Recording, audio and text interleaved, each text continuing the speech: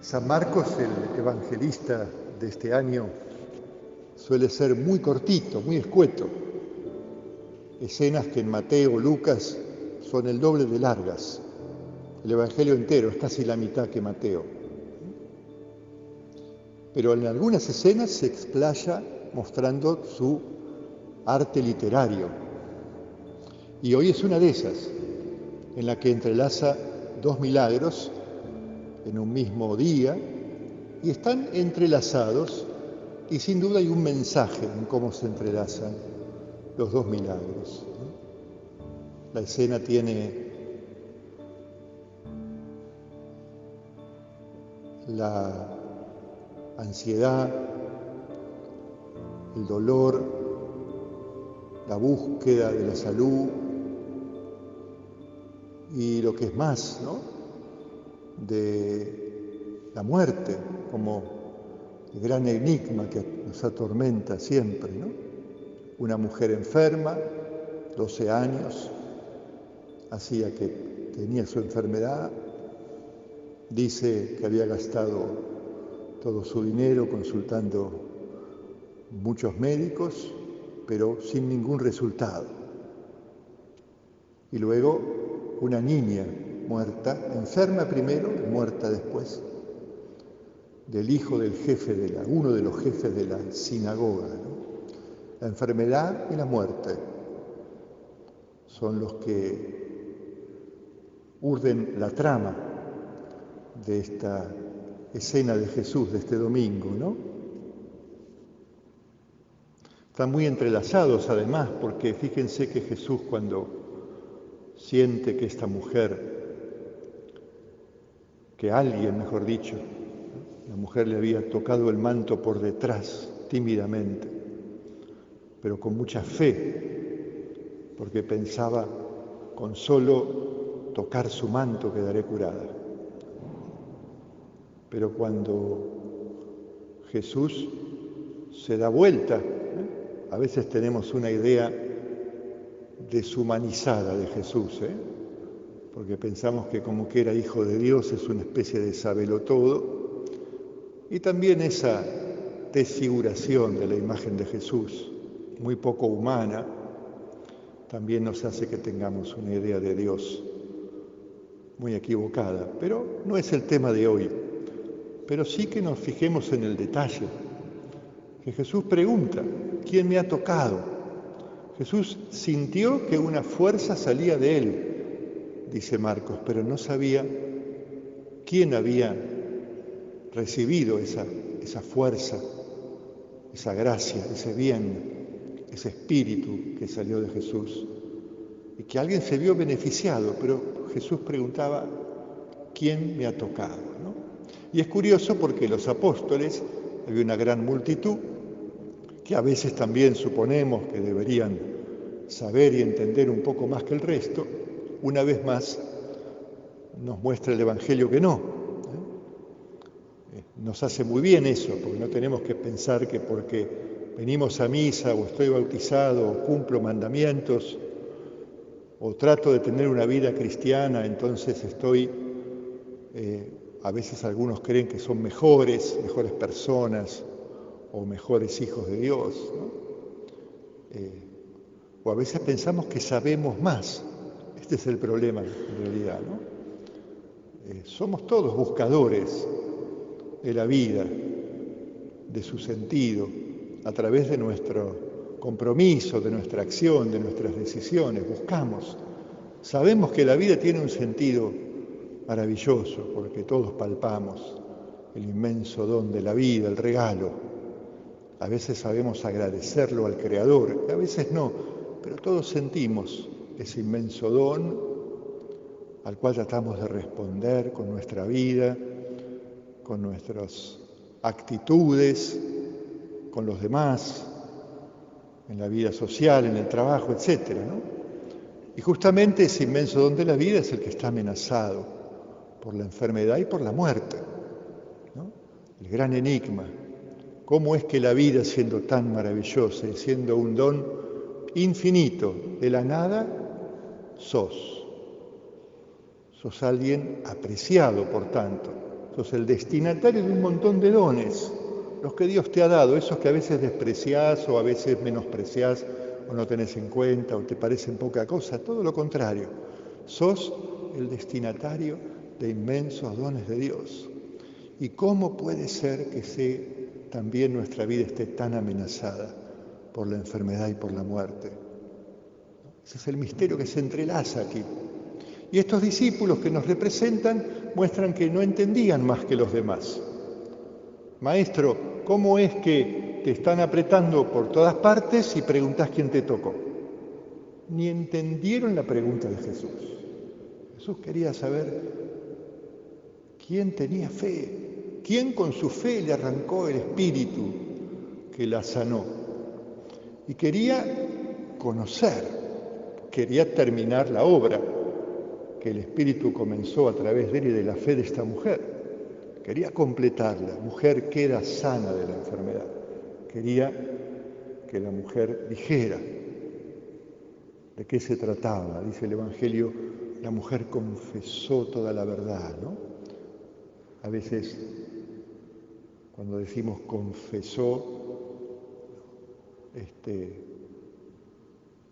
es una de las acciones más humanas, ¿no? Más hondas, cuando uno a un amigo, a una persona amada, le dice toda la verdad.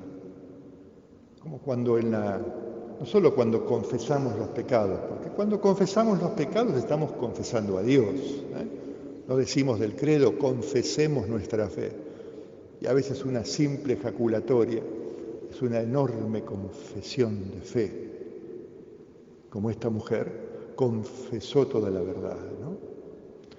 Entonces vemos que los apóstoles no entendían, ni siquiera entendían la pregunta de Jesús, ni siquiera advirtieron la fe de esta mujer. Y por eso después Jesús los toma consigo, dice, ¿no? Ahora en la escena que sigue, cuando Jesús entra solo en la habitación, Jesús no es milagrero, hace sacar a todos y entra en la habitación con la niña muerta, con el padre y la madre y los que lo acompañaban, estos tres apóstoles, que como decía, nos representan, ¿no? Porque si bien Jesús advierte que muchas veces no acertamos ni a hacer la pregunta correcta, y de todas formas Él nos ha tomado consigo y nos va enseñando de mil maneras. Les enseñó a través de esa mujer de pueblo y también quiere que estén presentes con el padre y la madre de esta niña en ese momento tan particular, ¿no? Pero además antes de eso presencian la burla. Es interesante en la narración de Marcos, ¿no? Qué arte literario tan sutil. Es lo que hace que cuando volvamos a leerlo siempre aparece un detalle nuevo que nos hace penetrar más en esta escena que es el misterio de Dios con nosotros, ¿no? Y aparece en nuestra vida, como los discípulos, la mujer de pueblo, la súplica, la profesión de fe sencilla, con solo tocar su manto quedaré curada, ¿no? Y el dilema, el enigma de la enfermedad y de la muerte, que amenaza nuestra certeza del don de la vida que tenemos y que compartimos, ¿no? Y ahora la burla. Jesús dice, hay que imaginarse que era la gente más culta de la ciudad, Era uno de los jefes de la sinagoga. Entonces quienes estaban allí cumpliendo con el ritual, con grandes alaridos y llantos. Pero cuando Jesús dice, duerme la niña, se burlaban de él. También como discípulos, estar presente cuando hay una burla a Dios. En la vida cultural, ¿no? De 20.000 maneras. También estar presente, ¿no? Porque nuestro Dios es un Dios que una y otra vez es menospreciado. Con burla o sin burla se lo pone al margen, como si no fuera esencial. Esta otra palabra que está de moda también, ¿no? Como si el encuentro con Dios tocando, ¿no? con solo tocar su manto quedaré curada, decía la mujer. El encuentro presencial, comunitario y recibiendo la comunión, pensando, vos podés curarme, curá mis miedos, curá mis temores, curá mis dolencias, curá nuestros enfermos, sananos el espíritu, ¿no? Se hace tocando, presencial, ¿no? Dios no es un concepto, Dios es esencial, podríamos decir, usando este léxico nuevo de estos meses. Más bien hay que decir vital, porque esencial es un poquito abstracto, pero se puede usar porque nos viene bien para exigir el reconocimiento de la libertad de culto, ¿no? De la libertad de orar, cumpliendo las mismas medidas que en cualquier otro espacio. Hoy estamos aquí, lo digo porque capaz que en unos meses de vuelta no nos dejan. Entonces, ahora que estamos, lo podemos decir para tenerlo presente. Esencial en el sentido de vital, porque Dios es el viviente, dice el Apocalipsis. Cristo es el viviente, o sea, el que comunica vida, como esta mujer tocando, hasta el punto de resucitar a esta hija por la oración de los padres. Niña, levántate. Cuando nos estamos realmente atormentados por el sentido de la enfermedad y de la muerte, nuestra fe no es una llave racional o una solución mágica, sino que es el enigma de Jesús que toma en la cruz nuestras dolencias, dice Mateo, para transformar la muerte en vida. Allí donde estuvo la ruina, nuestra ruina, obraste nuestra salvación, dice una oración que vamos a hacer ahora en la misa, ¿no?